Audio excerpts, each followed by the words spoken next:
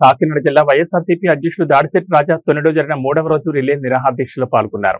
DSC అక్రమాలపై నైతిక బాధ్యత వహిస్తూ లోకేష్ రాజీనామా చేయాలన్నారు. తొనిలో చేనేత కార్మికుల నుంచి టీడీపీ నేతలు సొమ్ములు కాజేశారని రాజా ఆరోపించారు. చెప్పిన పరిస్థితి మనం చూస్తాం. 10,000 కోట్లు ఫీజు రియంబర్స్మెంట్ బాకీలు ఆంధ్ర రాష్ట్ర విద్యార్థులకు ఉంది. మీరు ఆంధ్ర రాష్ట్రంలో ముఖ్యమంత్రిని ప్రశ్నించరు, మమ్మల్ని మాట్లాడతారు అని చెప్పేసి మీరు మాట్లాడడం జరిగింది. అయ్యా చంద్రబాబు నాయుడు గారు, మిమ్మల్ని అడిగింది పరశురాముడు గట్ల పార్టీ కాదు, మీ సహచరుడు, మీ సన్నిహితుడు, మీ స్నేహితుడు, బాధ్యతాయుతమైన తెలంగాణ ముఖ్యమంత్రి గారు మిమ్మల్ని ప్రశ్నించారు. మరి దానికన్నా సమాధానం చెప్పాలి కదా. ఈ రాష్ట్రంలో ఉన్న విద్యార్థులు పడి బాధలకి మీరు కనీసం చర్యలన్నా తీసుకోవాలి కదా. 2-3 క్వార్టర్లన్నా రిలీజ్ చేయాలి కదా. మరి పిల్లలు ఆత్మహత్య చేసుకునే పరిస్థితి ఉంది.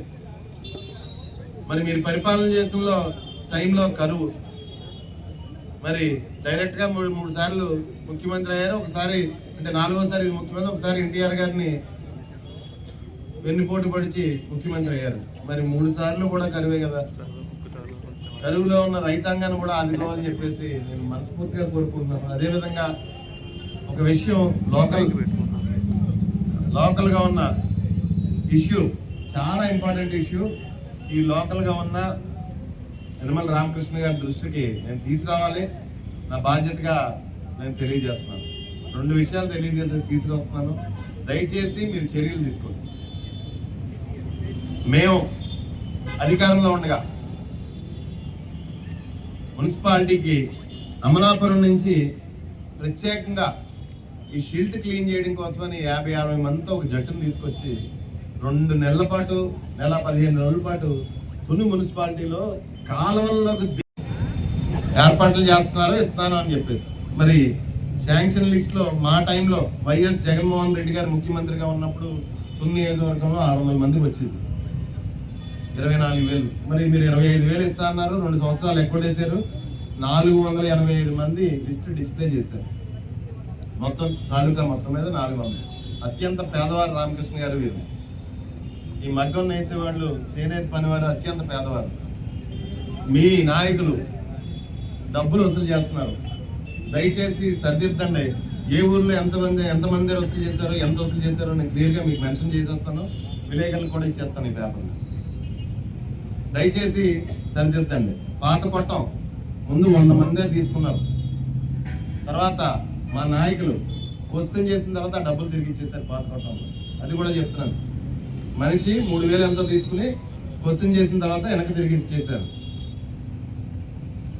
బంగారీపేట 25 మంది దగ్గర మనిషి దగ్గర 3,000 వసూలు చేశారు.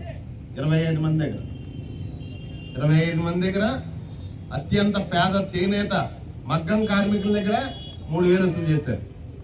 బుధవారం 24 మంది దగ్గర 3,000 వసూలు చేశారు. బుధవారంలో అత్యంత పేదవారి దగ్గర.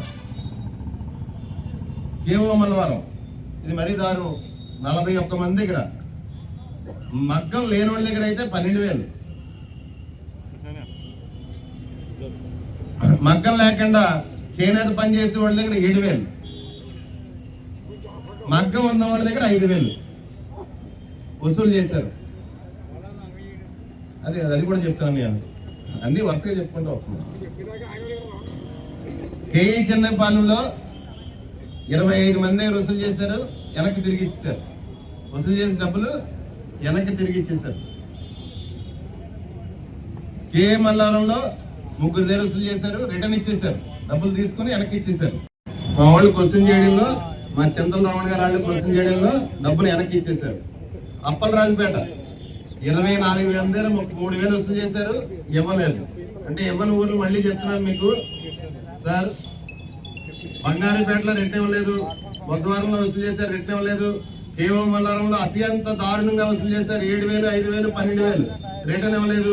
కేఈ చెన్నైపాలెం వసూలు చేశారు. మా వాళ్ళు క్వశ్చన్ చేయగానే మా లాలం భారతి గారు క్వశ్చన్ చేయగానే భయపడి వెనక్కి ఇచ్చారు. కేఏ మల్లారంలో 3 దగ్గర వసూలు చేశారు, మా వాళ్ళు క్వశ్చన్ చేయగానే ఇచ్చారు. పైడికొండలో మా నాయకుడు స్ట్రాంగ్ కాబట్టి వసూలు చేశారు, భయపడి వెనక్కి ఇచ్చారు.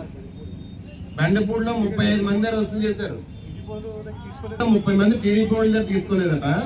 వైసీపీ సానుభూతి పనులు అంటే ముఖం మీద రాసి ఉంటది కదా, వైఎస్ఆర్ అని పచ్చకొట్టు పొడుస్తుంటది వైఎస్ఆర్సీపీ వాళ్ళు. అందుకని చెప్పేసి వాళ్ళ దగ్గర మనిషి దగ్గర 10,000 తీసుకున్నారట. ఏంటండి ఇది? నేను పచ్చపట్లు మీ పార్టీ మా పార్టీ అని ఎంచేయగలమా ప్రజల్నే, పేద ప్రజల్నే? దయచేసి మీకు తెలిసింది జరిగిందని నేను అంటలేదు. వెనక్కి ఇచ్చేసిన వాళ్ళ పేర్లు చెప్పాను, డబ్బులు అన్యాయంగా పేదల దగ్గర వసూలు చేసిన వాళ్ళ పేర్లు చెప్పాను. ఇది విలేకరుల చేతిలో పెడతాను. మీరు దయచేసి ఎవరి డబ్బులు వాళ్ళు ఇప్పిస్తే బాగుంటుంది. మాకు కౌంటర్ ఇప్పించే మా చైర్మన్ ఉన్న టైంలో మొట్టమొదటిసారిగా 60 లక్షలు డ్రా చేశారు మీరు తుని పట్టణంలో షిల్డ్ తీయిస్తానని చెప్పేసి. తర్వాత మా మా గవర్నమెంట్ మా మున్సిపాలిటీని 30 మంది కౌన్సిలర్లు మా కౌన్సిలర్లు అందరినీ మరి లాక్కుని విపరీతంగా అభివృద్ధి చేస్తాం మేము తుని అని చెప్పేసి మీరు కౌన్సిలర్లను తీసుకుని మీ కౌన్సిల్ ఏర్పాటు చేసిన తర్వాత మరి రూపాదేవి గారు అనుకుంటా ఆవిడ ఉన్న టైంలో ఎంత 40 లక్షలు ఎంత డ్రా చేశారు.